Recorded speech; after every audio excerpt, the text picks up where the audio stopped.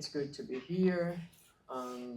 So today we're excited to have our very first conscious conversations of the year.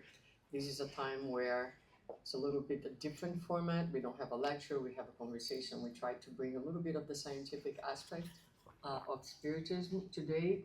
We're gonna have our friend Admir Serrano, so we're gonna sit together over there. But just before, I want to let you know that he has a website, very easy to find. You can just put his name and it will come up with his website where you can check his work, his publications, both in Portuguese and in English. He has many books published in Portuguese, but in English we have The End of Death, Out and About, and about to come out is this new book, Nights on the Other Side, How I Discover My Immortality. So stay tuned to this book. Now, today our conversation is going to be about this abstract. So I didn't put the entire abstract here, just a few things that I am going to highlight. And as always, you are invited to join in the conversation. If you have questions, if you want to make comments, please raise your hands and talk to us. So I'm going to read for you. It says, end-of-life experiences, including deathbed visions, shared deathbed visions, and terminal lucidity, have been reported across cultures and time periods, yet remain poorly understood in modern clinical context. So then I put the definitions. Deathbed vision, patients frequently describe seeing deceased relatives, spiritual figures, or serene landscapes in the days or hours before death. Shared death visions, though less common, some caregivers and family members report perceiving aspects of the dying person's vision themselves, such as sensing a presence, seeing light, or feeling a shared atmosphere of transition. In terminal lucidity, which I think is fascinating, families describe moments of sudden, unexpected clarity in patients with advanced dementia or severe cognitive decline. So the study explores end-of-life experiences through semi-structured interviews with bereaved family members and hospice staff, reflective auto-ethnographic writing based on the researcher's experience as a hospice volunteer and family member, and a scoping review of relevant literature. This is in bold because it's one of the things that I'm super curious about. And although ELES are widely reported in hospice and palliative care, they are often misunderstood, dismissed as hallucinations, or overlooked in clinical settings. So one question that comes to mind is how do we differentiate? How do we know? What does the literature says about hallucinations, which are actually quite common in the geriatric population and in this type of experience? And then, which I think it's hopefully what we want to get towards the end. Findings are expected to suggest that these experiences are consistently associated with comfort, meaning reducing fear of death for patients, while providing families with reassurance and easing bereavement.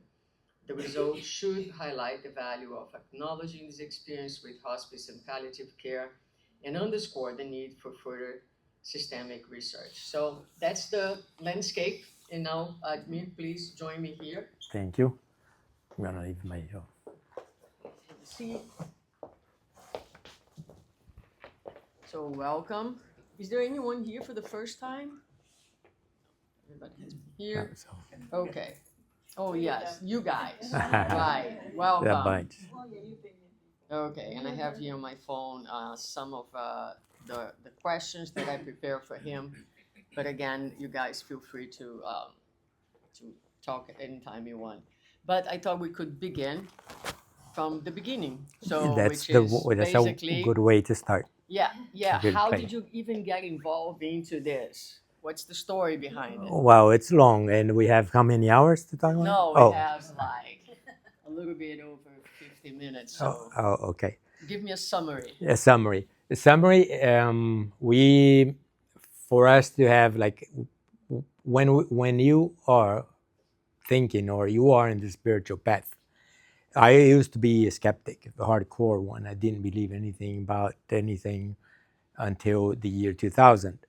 And then, but then there was a period that a year before I had something had happened in my life that there was there was a moment that I started questioning why those things happened as they happened to me. It was more specifically, I went bankrupt, and so I had some money from having some money to have nothing. So, but that was the transition. And now when I look back at it, I know why. Now I understand after all several decades of living why certain things happen in our lives. And in mine, that was the one. And that was the one that put me in the spiritual path when I started asking questions why that happened. And then, so when I was in this journey, I found that it's cause and effect. It's whatever you do, there's going to be consequences, and that consequence is going to depend on the cause, what caused it. And although I was not doing much harm or not harm for anybody, my intention was good, there was something that needed some adjustment. But anyway, that was what put me questioning, and the questioning took me in the spiritual path. And then I started that just then a year later, that was 1999. Then in 2000, I started having spontaneously conscious out-of-body experiences. All of a sudden, and that was the point of the point that transformed my life from a non-believer to a hardcore believer, from a hardcore non-believer to a hardcore believer. And all of a sudden, I see myself floating. It was at night. I was sleeping in Miami, in my bed, and then I was somewhere. It was sunny. It was a morning. It was beautiful, and there was this pine tree forest, and I saw myself like floating over this. There was a sandy path down, and I started looking, and that was so real, and I knew that I was out of my body, but it was too real for me to, I said, this is amazing. And I was not afraid or anything. I was ecstatic. And then, but then there's this place that I saw, and there's some pine trees there, and I thought, I wonder if this is real. So and the pine tree is tall. It's a tall thing. So I was like on the top of one, trying to grab a branch, the needles out. And I noticed that I was wearing shorts and pockets, so I wanted to put in my pocket. I thought I want to see if I can bring this when I wake up. That's what I thought. So I knew that I was sleeping. And then I looked on the back. It was like this. I looked over there, and I saw this village. It was some houses, and they were white houses with the tiles were like light brown. So they're typical of like Brazilian tiles, because we use a lot of those tiles in Brazil. And it was like one next to the other. And between the road where I was flying over to the village there was this beautiful green meadow that divided. It was amazing, and there was a brightness, but like morning, but the light didn't look like it was from the sun. It was some kind of light that I don't know, artificial, but it was beautiful. And then I looked ahead, and then there's the road. So I noticed that the road, I was flying over it, and the road will go that way, and then it turned. But in here, before the curve, there was it was like a guardhouse type thing. So, and the road went all the way to the village. So then I saw the the guardhouse. It was also white, the small white walls, and the same brownish roof with tiles. And there is scribbles, letters, and some of the graffiti drawings. And I got curious, and it was like blue, and there was blue and black and red. So I was curious, and I thought about going there. So, and then I thought, and I was there like floating almost in front of it, a little bit before, like on the back, reading the letters. And then as I advanced a little bit on the side of the guardhouse, there was an opening, like a window. And then a woman poked her head out of that hole, and she was like in her 40s, judging by Earth age. And then she said, "Are you lost?" I said, maybe I am. And I asked her, "What is this place?" And she said, it's a colony. She said that. And I was born on a coffee farm in Brazil, and I lived in colonies. And they're what we call those little like row houses. And I asked her, is this like a farm colony? She said, no. And then I came to know Spiritism here. So I'm a Spiritist since 2004. So 4 years after these experiences started. And then I had heard that, though I was not involved, I didn't read it. I knew about Chick Xavier and all that. But I hadn't read any literature. But I had heard that the Spiritists say that when people die, they go to a colony in the spirit world. So I asked her, this is like a colony of dead people? She said, a colony, yes, but nobody's dead here. Then I was looking, but it was so, she was so nice. It was so beautiful. And then I kept looking at her, and she had this peaceful face, and I was wondering, I want to ask her, are you that too? But I didn't ask. I didn't have to. And she looked at me. She said, do I look dead to you? I said, no, I'm sorry, just a force of habit. Then I asked her if I could see the colony. And she said, not this time. And I had, after this, like as I was, like when I was first conscious that I was floating there, I had this feeling that I had been there before, that I had floated before, but that was the first time that I was conscious of it. How would that be different than a dream? Oh, completely. Well, have you ever, in a dream, can you say your name? Can you say your phone number, your address, including zip code, the name of your children, and the license plate of your car? Can you say that? You can't. And I can when I'm entirely lucid. Mm-hmm. Because then I started having one of the experience, one amazing, one after the other, incredible.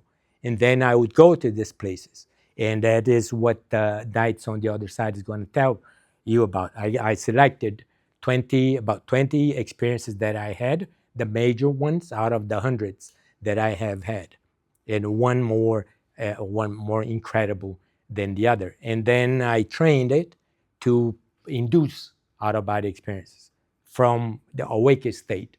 Those that happens mostly, it happens to all of you.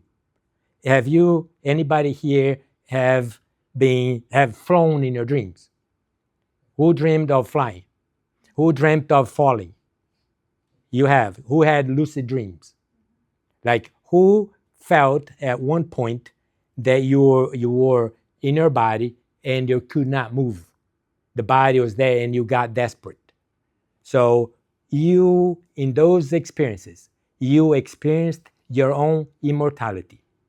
You experienced in the flying dreams, you don't fly in your brain. You fly out. You fly either in the physical plane or you go to non-physical dimension that is not way out there.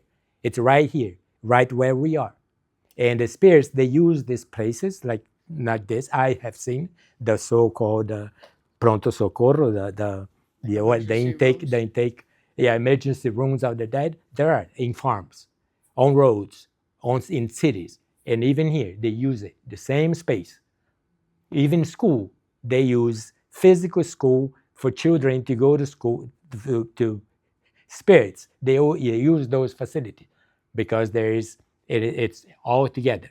When Allan Kardec asked the spirit if there was a place, a designated place for dead people that went after that where they are, he said it's everywhere, and it is everywhere. But it's like it's vibrating a different dimension. So we cannot see dead people, but we have dead people here, with all due respect. But you're alive, seeing us and interacting with us, but we can't see because they can live in both worlds, in the physical and non-physical. We can't. We only live, and we all do, every night. We live in the non-physical world every night, but we don't know. And the Spirit book has, in book 2, chapter 8, Emancipation of the Soul, all of that describes. Now, I'm going to redirect you from time to time Do because it. you took off No. almost out of the body experience Yeah. right here in the So body. that was the intention. And so that we can, because you obviously you have so much to talk about because of the books and everything else. So this is one topic, right? So I guess that's what got you started, the out of the body experiences, and but and we do have actually Admir has been here with us and has actually talked about some of these work previously in other times, but I want to get back to this research here that we agreed to talk about today. Um, the the moment of death, right? Mm. And so you do say that you did a little bit of a literature review in order. Bunch. Yes. So what can you share with us? Where are we scientifically? I know your research is a little bit more qualitative, so you do interviews and you gather experiences. But where are we scientifically in terms of those experiences? Okay. Now, I'm just going back that so make a point and show you how. Yes. Mhm. So when my experience started, and then I started researching it. So then I found out about experiences, and then in the literature, paranormal literature, the next was near-death experience, and then the deathbed visions. All that in this 4 years from 2000 to 2004 before I went to spiritism. So during those 4 years, I found all these paranormal experiences that I was studying in the University of Virginia.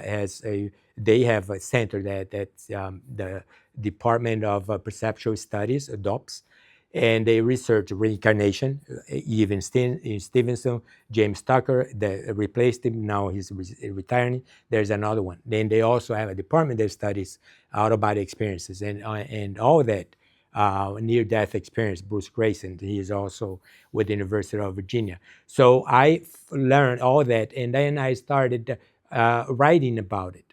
So 4 years. Now, then I was writing a book, and I want to know more how, because I had experiences being in the spirit world and I saw what I saw, the landscape. So I went to spiritism.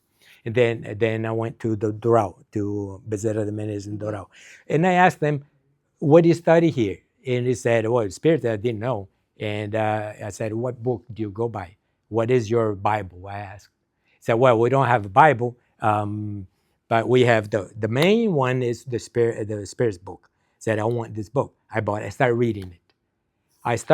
That was also another moment of transformation. Everything that I had studied currently in 2000, 2004, that had been started like in 1960, here, it was there.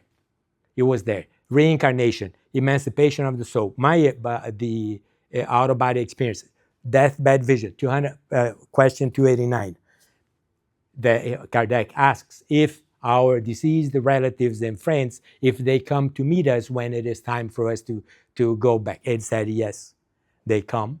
And if there's affinity, if there's thing. So, then reincarnation, I thought, my God, this is incredible. Including the first book that I wrote is Morrer Não É o Fim, Dying's Not the End. How the spirit, how the science and facts prove what spiritism teaches. So we have those things that is based. So spiritism is a scientific religion because everything is there. So then I wanted to work with dying people because I had read about the experiences, near-death experiences, and I thought, oh, the best way for me to get close to it, especially, and I had read about and it was amazing, the deathbed visions, and then I thought, I want to be close to dying people and see what happened. And that's how I started. Right. And I can tell stories if you want for a long time. Yes, I know you can tell stories for a long time, but I'm going to go back to my question, which is where are we scientifically? So, in order to do this work, you have reviewed the literature, the Yeah. scientific, not the spiritist, because that's what we here know the most. So I'm trying to establish a parallel between what Kardec says and where are we scientifically. Do we have research that shows immortality? The research on near death, the research on these experiences of like the dying. Do we have scientific research on those topics? We have systematic research, but there's two camps of researchers, and there's the physicalists, who those are materialists. The physical, they call themselves physicalists too. Because we are the brain.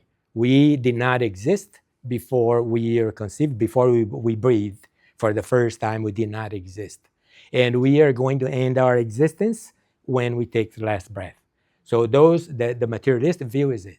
Our consciousness, according to them, is oozed out. It's produced by the brain, or by brain, a part, a piece in brain, that they're trying to find out which part of the brain that creates consciousness. So they say that consciousness is a epiphenomenon of the brain, or the brain works. So these are the people who get a lot of money in research. Now, the other one is the spiritualist, or that they don't call it spiritualist, but if, research scientifically, they are studying the possibility of consciousness. They don't say spirit because they can get kicked out if they say that. So they say consciousness, which is acceptable. If consciousness is somehow independent of the physical brain. So that is also a big thing, a big research, and they're doing it already, and they're doing it. But for us who study this, that we call scientifically, the physicalist, for them is pseudoscience. So we're pseudoscientists because we cannot replicate something. Yeah. So that's the problem. That is the tricky part of the research. But then you get those phenomena like terminal lucidity. Now you have a people with dementia, a person with now people, because there are many with dementia, and long time. The brain, the neurons are all busted already, and they don't say a thing with a thing, so they're there. And so the brain is damaged. Now, and they're in prior to death, prior to dying, either a week before or an hour before or a couple of hours before, they suddenly gain lucidity. There's this woman, she gained lucidity, and she was there, she started joking. She remembered things of way back when. They revisited memories from way past. And then she was in that state for about an hour. Then she started declining. A few hours later, she died. Now this is the thing, that how the brain scientists, the neurologists who think that the brain is, if the brain is damaged, it cannot produce consciousness. What they're saying. So how can they explain that? There's no explanation. But you can, it's for them. They're going to try and find ways to disagree with that. There's something that happened. What is it? I don't know. But that's not evidence that consciousness is independent from the physical body, and it is. That's one of them, and that bad vision is the same thing. Let me just make a comment about this. It's really fascinating because from a spiritist perspective, obviously consciousness is not in the brain. Consciousness is in the spirit. So I have, for example, a case that I have shared here. That's not the context of dying, but I had an aunt who had very, very, very advanced dementia, and she didn't recognize anyone anymore. Was pretty nonverbal, but when my mom was visiting her, she was outside of the body at night, and it was the anniversary of the Spiritist Center that she had founded. And so my mom sees her at the gate, lucid, welcoming all the people, all the spirits that were coming for the celebration the next day. including her husband who had already passed away. He also joins, and she's completely lucid. So we know that the brain is damaged, but the spirit remains lucid. And yet, for the manifestation of the spirit, you do need an organ, an Working instrument body. that is able to translate that Right. lucidity, right? So I find this fascinating because you have obviously the manifestation, the consciousness in that hour is of the spirit, That's right. but it's finding still a way to manifest itself through a damaged brain. That's right. That's right. We have that power. Right. Yeah, Yeah. we have that power. Yeah. There's a. Can I talk about one case of Yeah, sure, go ahead. near-death Yes. experience? So there's this woman. She was in like her 20s, and she was a singer in Seattle. That was in the 1970s. She's still alive, and she sang at a bar, and until like 1 o'clock in the morning, something like that, until there's customer there, and she had a driver, a friend who would come and pick her up. That was in Seattle, and then one night, her driver didn't show up, and then one of the patrons offered her a ride home.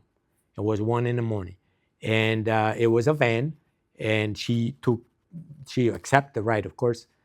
And at 1 o'clock in the morning, I don't think drinking you would be a little bit problematic for to drive. So, anyways, there was an accident, and he hit a pole, and her name is Vicky Wimapeg, and so she was thrown out of the body. I mean the car on the floor, and the car was extremely damaged. And then she's saying that when the accident happened, she saw herself out of her body, floating up. That's typical. That's typical. You something happens, you float up. And then she was looking at the scene. She observed everything. She saw everything. She said she described what the accident happened. And then someone called the ambulance, called police, and then the ambulance came and took the body to the hospital. And she followed the van. She followed to the hospital. Then when she got there, this is also how it happens. You feel like pulled out. So she felt like pulled out and went through the ceiling of the hospital where she was. And then she started describing the city, what she saw from the city. And then she saw this light, and then the light normally opens up into a tunnel when they get closer. And then she saw herself flying in this very high speed. And she ended up in this beautiful, which is also typical, in this place, in this atmosphere. It was beautiful, the light and everything. And then she saw both her adopted parents, because she had been adopted, and she saw them there, and also other friends. And she was, and she describes everything. She describes what she saw in detail. I have that in my book, The End of Death. And then she is so happy, and that happened a lot in these cases of near-death experience. The person fears death to death, and then they die. They want to stay dead. Can you believe it? They want to stay there. So Vicky said, they said, you need to go. And she said, but I don't want to go. I said, but you have to. They argue. There's this thing. Some of the spirit, they have a hard time getting them back. So then he told Vicky. Vicky, they had also a life review that's very normal, that she sees everything that happened and the reason why it happened in her life up to that point. So the spirit, which they call a being of light, told her, you need to go. You're going to get married, and you're going to build a life for yourself. So then all of a sudden, she is back in her body. Now, the catch. Remember that I saw all that Vicky saw, all detail that she described. Vicky was blind from birth. I get goosebumps. How did she see? How could she see? She saw through organs, non-physical organs, just like we are going to see when we leave the physical body, just like as I see in my lucid out-of-body experience. I see everything. I see details, everything, just like here, except that I'm floating, I'm more lighter, and I don't worry about paying my credit card bills. Never. Just a small comment, because I see that Suzana, and we also have this interest in quantitative data, and they are more like, the amount. Like, so all the hospitals that are actually doing this research, they install in their ICUs pictures, exact pictures behind the ICU light. So if near-death experience, one of the first questions for the data point is to say, what is the picture behind the light? Yeah. I think this is really interesting. Yeah. I have to go deeper Yeah. to find those numbers. Yeah. But I know there's the literature has a consensus that this is like a data point that needs to be collected. Yeah. Sam Parmia is one of the main researchers in near-death experience. And the project was not only, it was his, but I think there was some kind of project before. So they have these random pictures installed in the emergency room. But the thing is, like they say somewhere, the thing is that you don't know if that's going to happen at that time.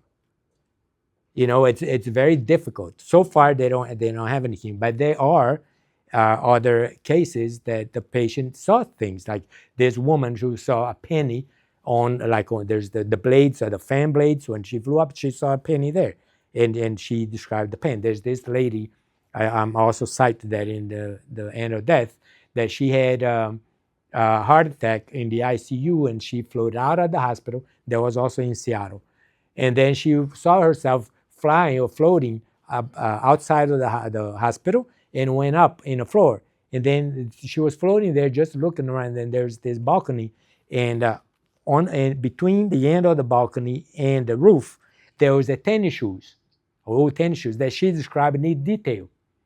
And then there's this girl, I forgot her name, Sharp, I forgot her name, that she wrote a book on it. She was the social worker who Maria trusted. Her name is Maria, she was Mexican. And she trusted this Kimberly Sharp. And she trusted Kimberly. And she said, there's this tennis shoes there. Kimberly got so excited that she went she looked, but room by room where she went. She found the darn tennis shoes and brought it. Got it and brought it. So how can she see? She saw with her spirit eyes. This is proved. And even if you show that to one of the physicalists, they're not going to believe it. Say, it's pure chance. Yeah. So whether we're talking about near-death experiences or the visions, shortly before that, we're talking about the properties of the spirit of the person. Mm-hmm.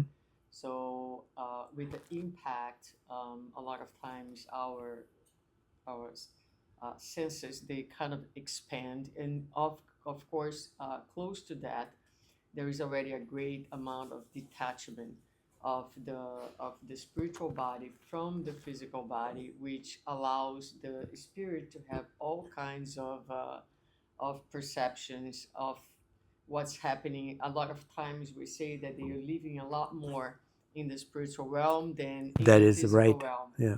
But is there a way that I work with hospice? I mean, the people that I treat, their average time with us in the program that we work for is about 2 or 3 years. And I do hear a lot of the hallucination phenomena. So, what do you know? What you can share in this sense? What would be the difference? How can we know it's not a organic hallucination versus a real perception of the spiritual realm? Yeah. This is the thing. For the materialists, they're all hallucinations because they're having, they're not, in their right mind because of that. But these experiences have a sense that is different from hallucination. though they put everything in the same basket. That's what it is. But not the experience, the deathbed vision is structured. I'm gonna tell one of my visits in one of a patient, and I got to this place where he was. Um, it was a hospital, Vitas. I was a volunteer with Vitas, yeah. So I went to see this guy. I didn't know, who he was or anything. And then I found his room, and he was sitting in a wheelchair, and he had AOS, the Lou Gehrig's disease, and ALS. ALS, and it was very advanced.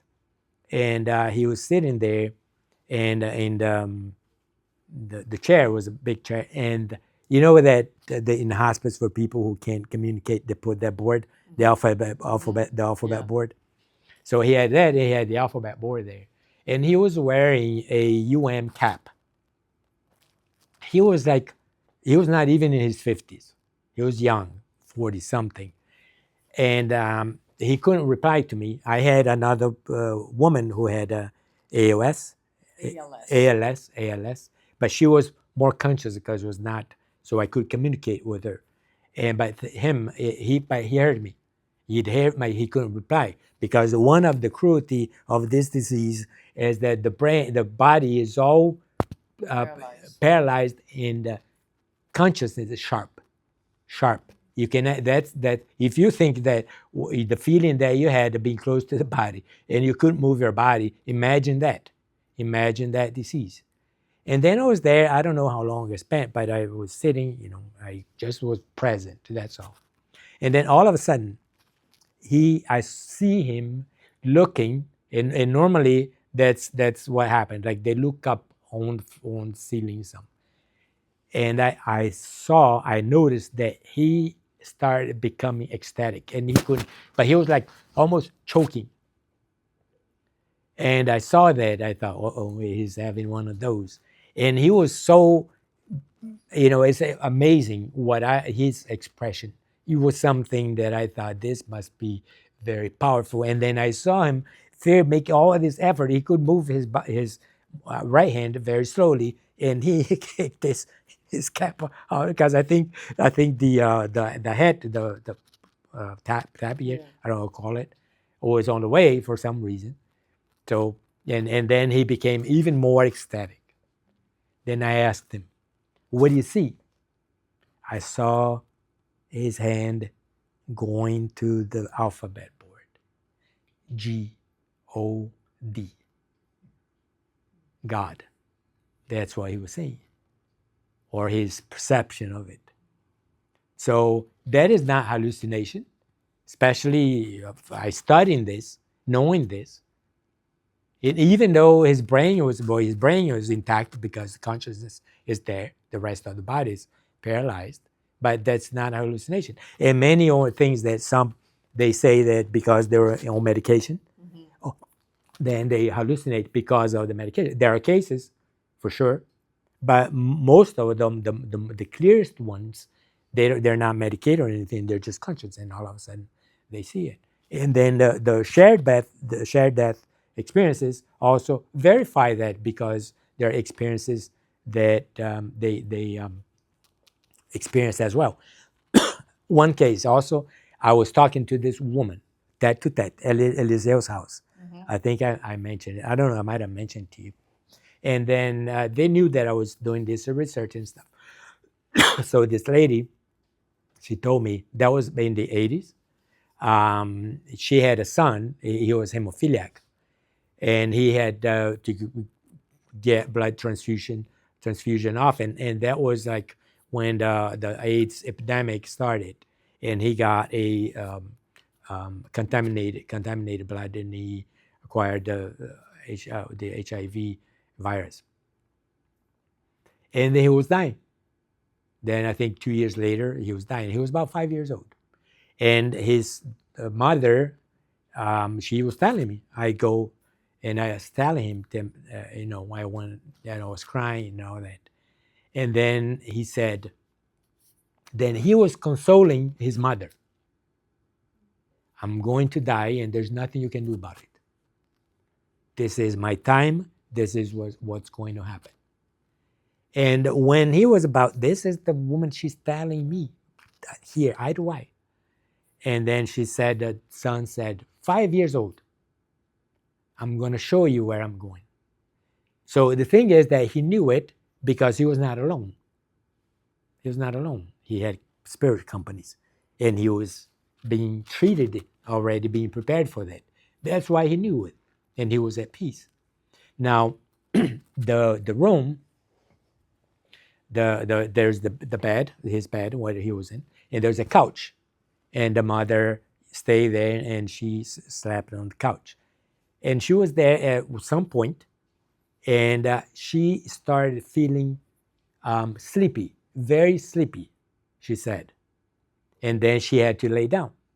When she lay down, she saw herself getting out of the body, meeting the child in midair. And the child was already in the front, like in the opening of a tunnel. And in that tunnel, there was a man of spirit waiting for the child. And then the child says goodbye. And he leaves. And then she comes out of trance. Is this hallucination? But can you tell? See?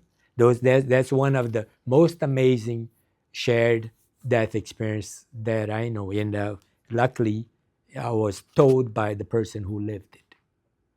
So, and there are other, many other cases. So, But see if anyone wants to. David? And then David or David? Great to see you, and pleasure. You talking, you conscious living almost 8 to 9 years ago. Yeah, The reasons that those aha moments for me as well. But I, like you, I came very much an agnostic to now hardened spiritist. But I'd like to ask a question a bit more about the out-of-body experiences. Is it something that can be learned? Can it be trained to have out-of-body experiences? This is the thing. We all leave our bodies at night, and we have that. That's the opening of chapter 8, Emancipation of the Soul in the Spirit's book. That's the first thing, that we all leave our bodies as we sleep. It's there because Kardec asks him if during the night when the body sleep, if the spirit, which is us, stays there with the body. And he says, no, the spirit is never inactive. So when the body sleeps, we take off as a spirit. We don't have a spirit. We are spirit. We have a physical body. That's what we have.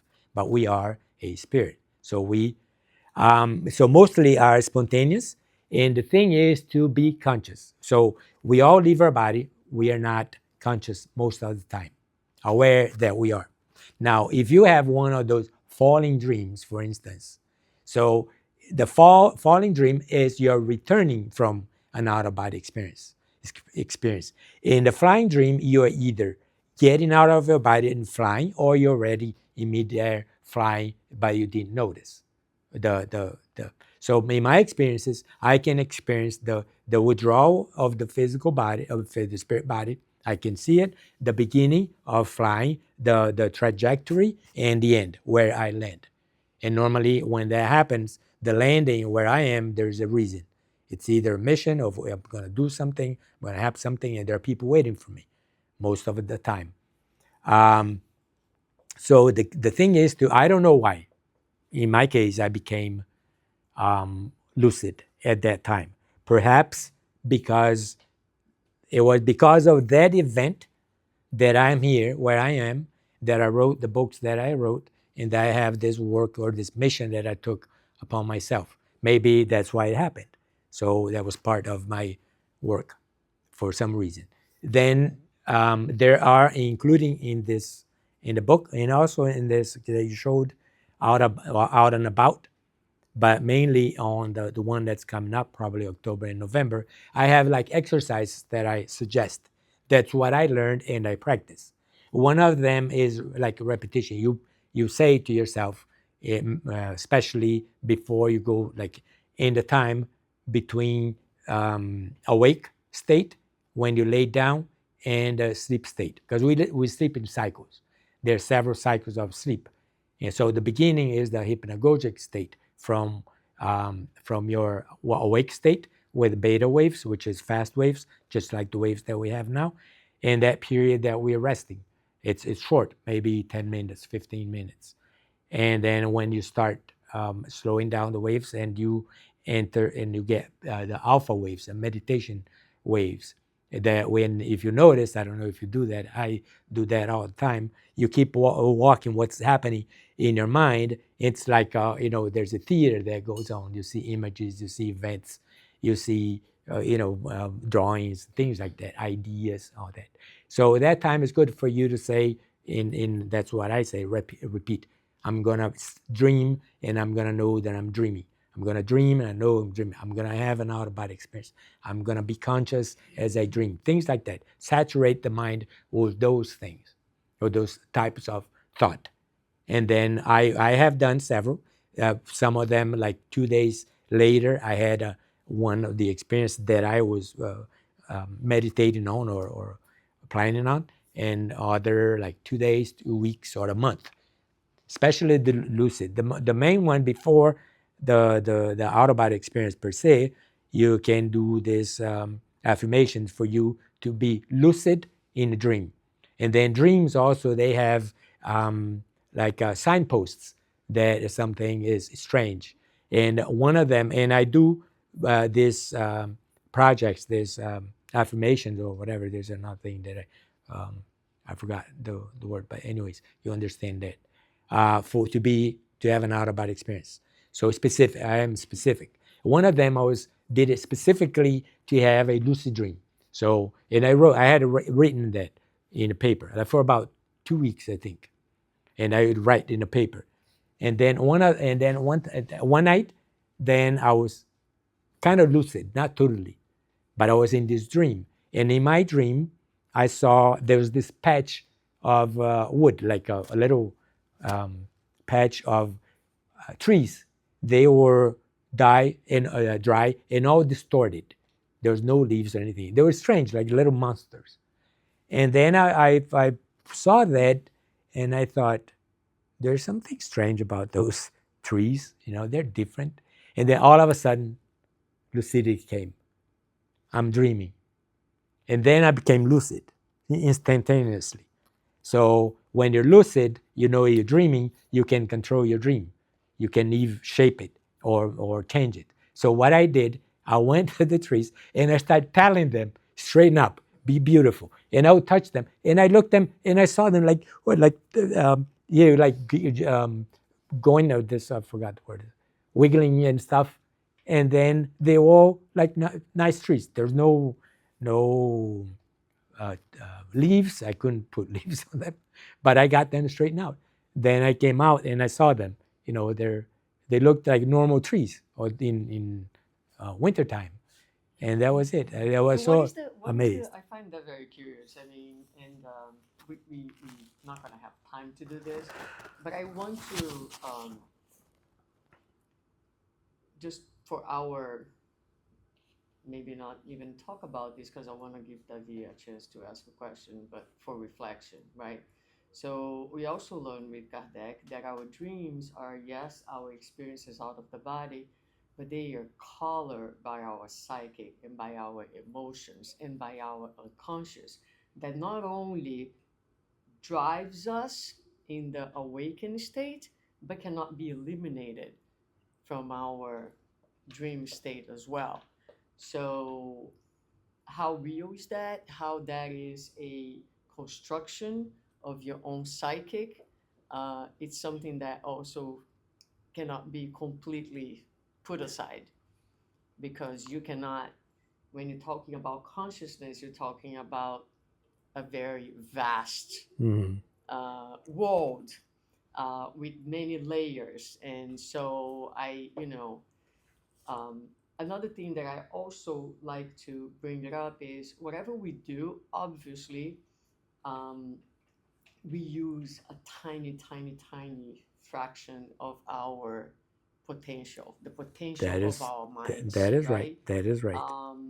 But whatever we do, whatever we pursue, I think is very healthy for us to know what is the intent. You want to do this for what reason? What are you seeking to accomplish? so that it's not just, you know, because there are risks in anything and in everything. I have heard of cases of people who have had a difficult time coming back, who actually, I have heard of people, case of people, let's say, not the same thing, but I just want to point out with regression, for example, right? Which is also a powerful thing. It has its place, it has its purpose. I have a cousin that stayed regressed for a time period in a very disturbing way because it was not done properly and it was not.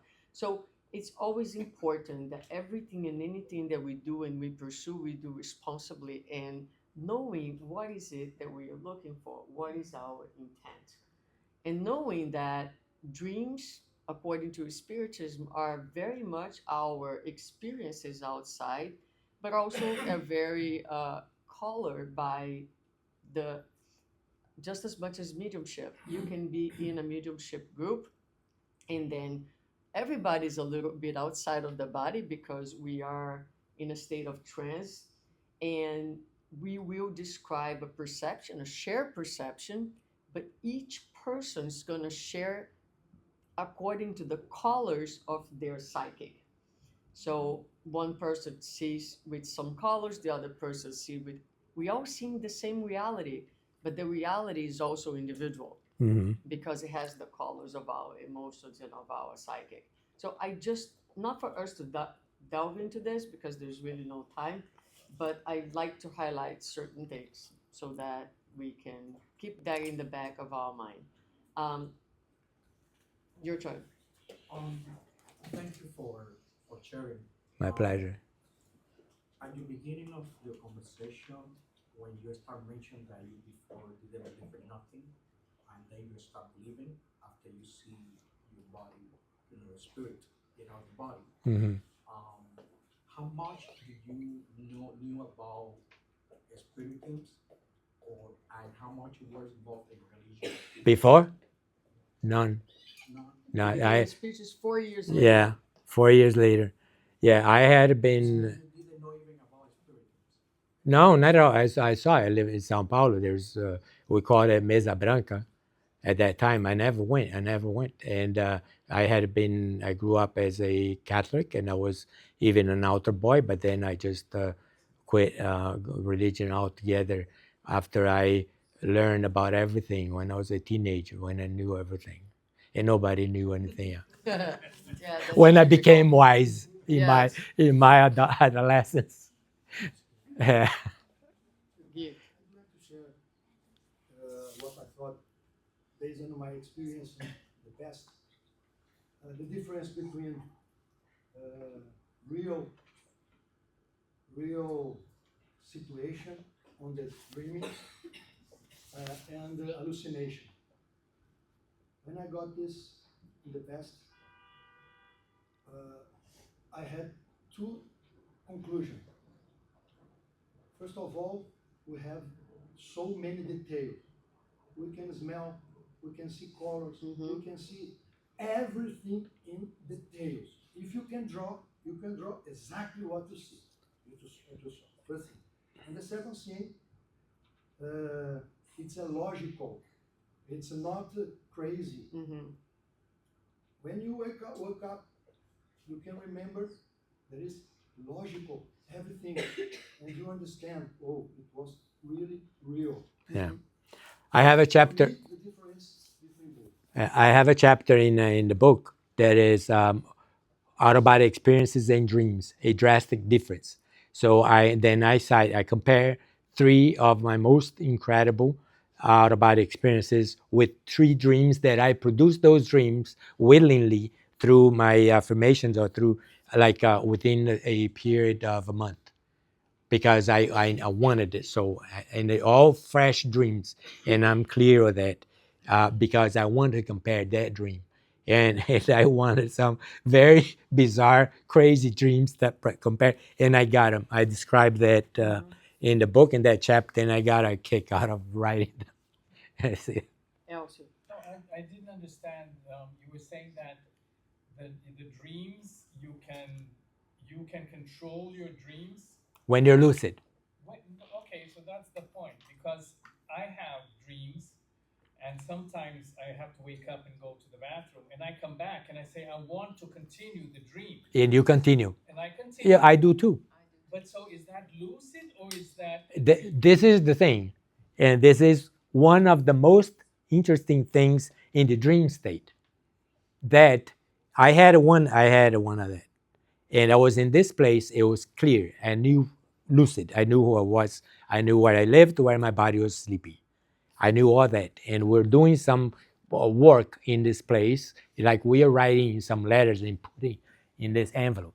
And then there's this guy near me in white, and I knew that he was a spirit, and I was there doing some kind of work. And then I woke up. I did exactly what you do, because I get up mostly like almost after every cycle. And the cycle lasts between 90 to 110 minutes. And I did the same thing, drank my water, went back, I went right there. And then I told this guy, I said, well, I'm here again. Then I told him, I don't know how this happened. You know what he told me? You never left this place. You're here. Then it happened 2 more times. And I went back and said, Admir, like that, you did not leave this place. And we were speaking English, because some of my experiences, if it's with Brazilians, I speak Portuguese. If it's Americans or people who do not speak Portuguese, I speak English too, because there are other places that I went. And a few times I spoke Spanish. But so there's that difference. And then I said that to someone, and he said, you know, all these dreams that it's it's like you think you woke up, you tell this to someone, and then you're dreaming. You tell them a dream.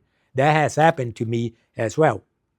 But this one, I know for sure that it was physically in my body. So there's this thing that there is probably because a reality that's out there that we have contact. When Kardec asked the spirits, if us, spirits that we are, if we are enclosed in the body like a bird in a cage, he said no, the spirit radiates everywhere. So there's no limits. No, we did not end what we are here, where the air meets the skin. We are everywhere. We're everywhere. And we can be living, probably doing something, or part of us, in some other dimension, but we have no clue about it. But we will when we're there for good. It's interesting because in that question, it also says that because incarnation is not our true reality, the spirit is always eager to go. Oh, yeah. Any opportunity it has to actually leave the body and be back to its real nature. One last one, Carlos. Yeah, I believe that all questions, concerns, doubts, believability, and unbelievability has to do with one starting point, is reality and how to approach reality. Reality and how to approach reality is always the size of each one. If I think reality is physicality, and I place out of physicality what is imaginary, I'm reducing reality. If I consider unconscious as part of reality, imagination as part of reality, hallucination as part of reality, I have to change my approach. I cannot understand what is immaterial if I use the same methodology conception of physical science and natural science. Mm-hmm. Because it's not going to fit. Mm-hmm. Right? And this is the reason why we go to other science. So humanity in one time struggled to place history, anthropology, archaeology, because you cannot reproduce it. A historical fact is over. You can try to reconstruct it. What is archaeology? You're going to be inducing and creating structures, but you cannot reproduce in laboratory. Once one day psychology was not a science, psychoanalysis was not a science, because we tried to understand what we were going to study and how, as if it was the only one. Right. Mm-hmm. Right. So each one of here is going to be one dimension and one way of processing reality. But if we open ourselves even to flow stream of consciousness. If you go to the limit of any kinds of neurosis, this we cannot deny it's not reality. It's not conforming to what I consider as the most frequent pattern and I call normality. Reality is not normality. There are two different concepts. Normality means to be with frequency, not with span of approach or coverage. Mhm. I think that's a very good philosophical comment, and that, you know, preaching to the choir here, right? So we are spiritists, and Kardec is very unconventional research from the materialistic point of view. But I want to wrap up.